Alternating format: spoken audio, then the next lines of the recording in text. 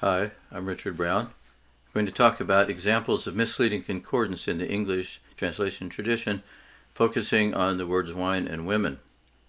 As the Bible translator Martin Luther said, men can go wrong with wine and women.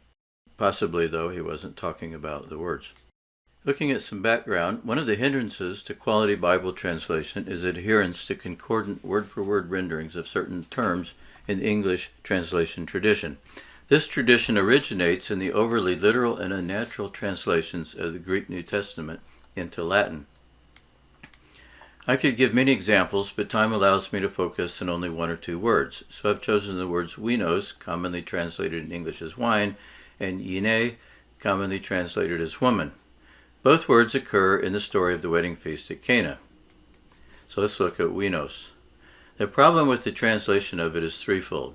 One is that the pure, full-strength wine of today did not exist at that time. More importantly, the word is generic. It denotes juice from grapes at any stage of its existence, from sweet grape juice to alcoholic wine, somewhat to sour wine vinegar. So it needs to be translated either with the generic word or with a specific word according to the context.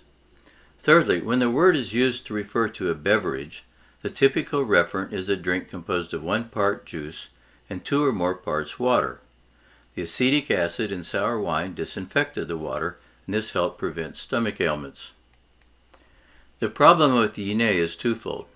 First of all, its typical usage is not in reference to just any woman who is an adult, but in reference to a woman who is married, betrothed, or widowed. In other words, it implies the woman has a marital relationship to a man, whether current, future, or past, even if the man is not mentioned. In most contexts, the most fitting English translation would be married woman, and in traditional German it would be Frau, although now that word is used generically. Secondly, when used as a term of address, usually in the vocative form yine, the word addresses a woman respectfully as a married or widowed woman and corresponds most closely to the English word ma'am. I'll start by discussing the word winos, which is commonly translated as wine. On the third day, there was a wedding in Cana of Galilee, and the mother of Jesus was there. Jesus and his disciples had also been invited to the wedding. When the wine gave out, the mother of Jesus said to him, "They have no wine." The Analytical Lexicon of the Greek New Testament gives an accurate definition of winos, literally, of the juice of grapes, usually fermented. At that time, grapes were harvested and thrown into stone pits. Then they were pressed by stomping on them to extract the juice, which was then put into pots. The juice began to ferment as yeast in the air and on the grapes began converting the sugar into alcohol and giving off carbon dioxide. And no one pours new wine into old wineskins. Otherwise, the new wine will burst the skins, the wine will run out, and the wineskins will be ruined because of the carbon dioxide. The new wine, winos neos in this passage, is fresh grape juice. This is when the wine, the winos, tastes the best, because the yeast that was on the grapes has not yet converted some of the sugar in the juice into alcohol, and bacteria have not yet converted alcohol into acetic acid. The translation for translators has expressed the meaning correctly. Neither does anyone put freshly squeezed grape juice into old skin bags to store it. Here's a graph from a scientific article, and I've of course labeled it. So what we have here is increasing alcohol as the sugar decreases, as the yeast converts it. So the amount of yeast increases, but the alcohol goes up, but then at the same time, bacteria are converting the alcohol into acetic acid. That's the blue graph. And this causes a decrease in the amount of alcohol. So it doesn't take very long before the alcohol has decreased. Let's look at Acts 2:13. But others jeered at the speakers, saying, "They are drunk on new wine." Glefkos. But others were jeering and saying, "They are full of sweet wine." This stage of wine occurred for a short time after a few days of fermentation. The alcohol content was at its peak, because bacteria had oxidized only a small part of it into acetic acid.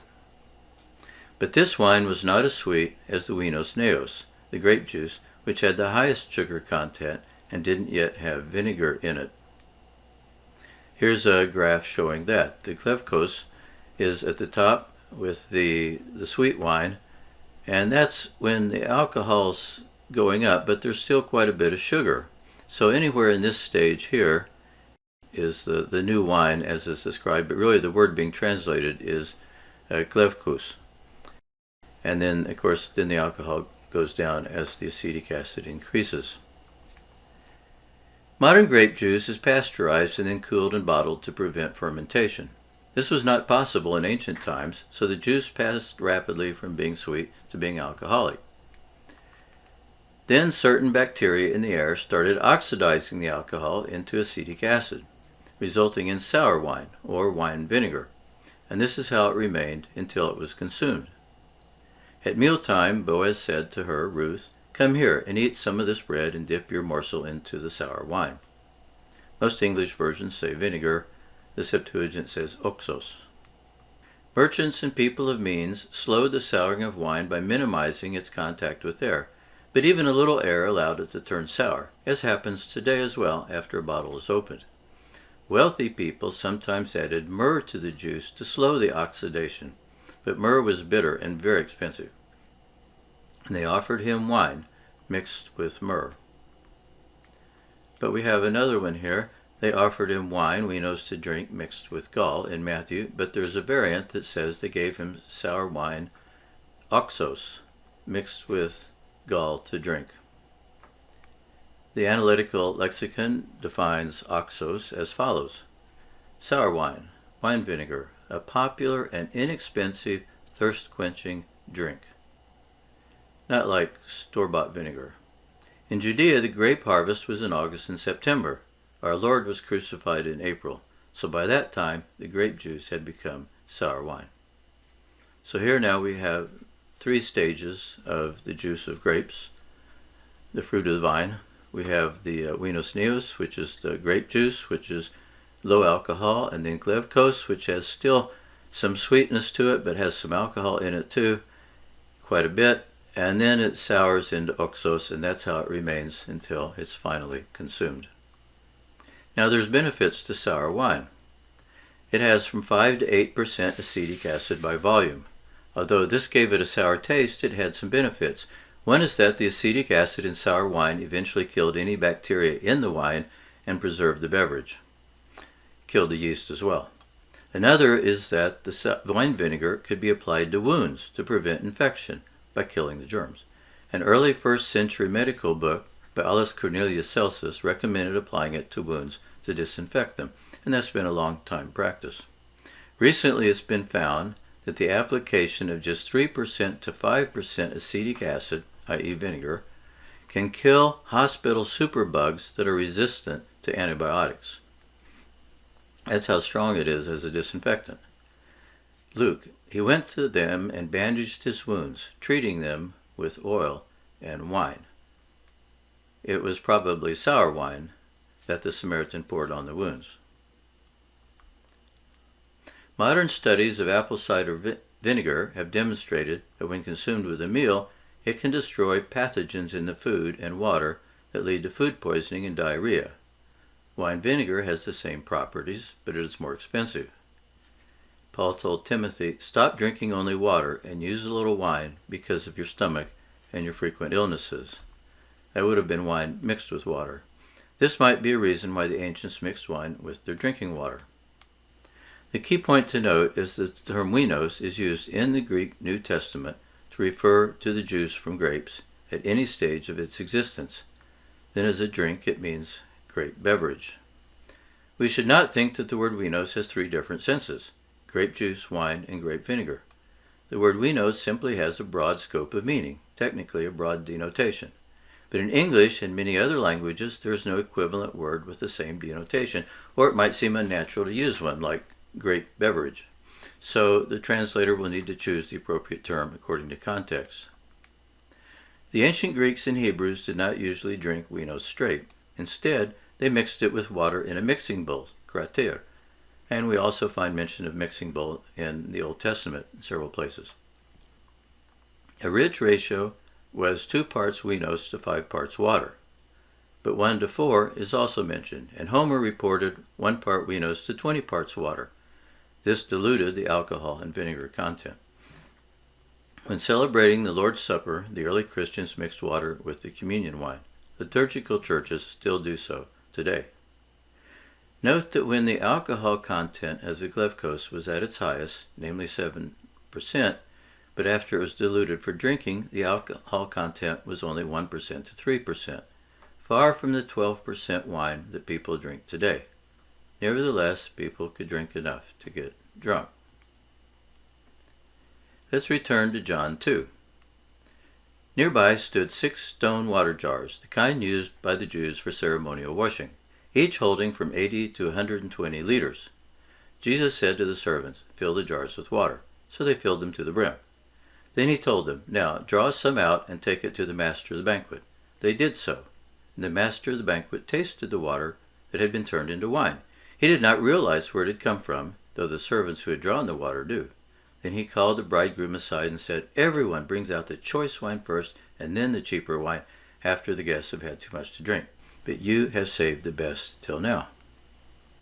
So now here we have the diagram of the three stages of grape juice. Now, given all that you have seen about the word winos, and the cultural context of its usage, and the banquet master's statement that it was the best tasting, which kind of winos do you think Jesus made? You think it was already mixed with water? How would you translate it? In summary, there were 3 stages of winos. New winos, which contained little alcohol and vinegar. It didn't last for more than a few days before alcohol was produced by fermentation by yeast. Sweet winos, the result of yeast fermentation. At that time, it could reach a peak alcoholic content of only 7%, but it didn't stay alcoholic for a long time because it oxidized into acetic acid. And sour winos, which had acetic acid and little or no alcohol. It lasted indefinitely until consumed. In addition, when any of these was used as a beverage, it was heavily diluted with water. Translators have the choice to use a generic term equivalent to winos, such as grape beverage or juice from grapes, and to use specific terms that fit particular contexts.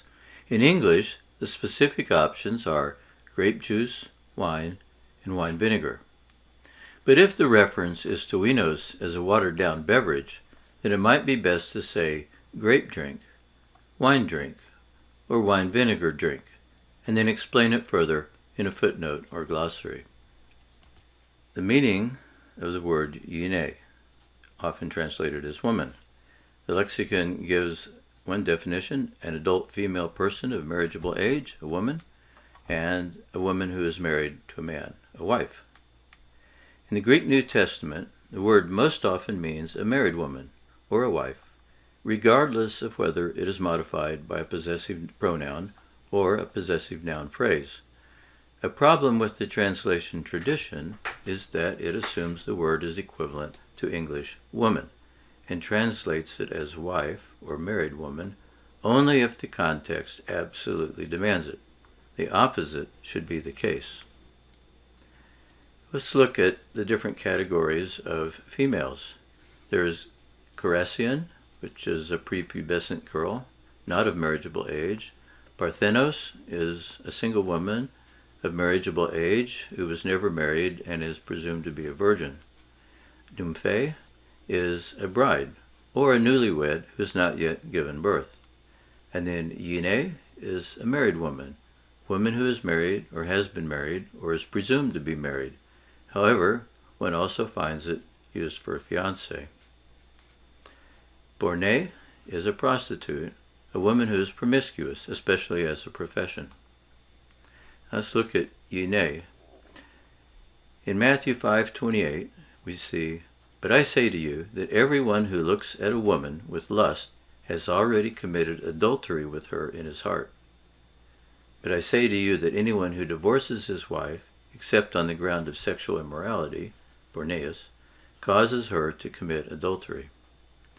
The Jews to whom Jesus was talking would have heard verse 28 as an echo of the 10th commandment, which prohibited coveting one's neighbor's wife.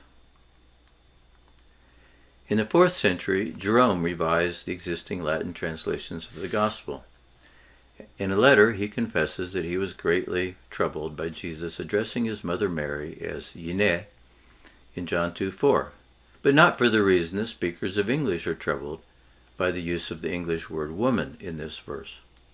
Jerome was an advocate of virginity, even in marriage, and a proponent of the doctrine of the perpetual virginity of Mary. It seemed to him that Jesus' use of the word Yine implied that the widow Mary was not a virgin. Note that Jerome's reaction reveals that the word does not simply mean an adult woman, but a married woman whose marriage was consummated. We can understand the word for adultery better by comparison. Here's some definitions. Moikevo, to commit adultery. Sexual intercourse of a man with a married woman other than his own spouse.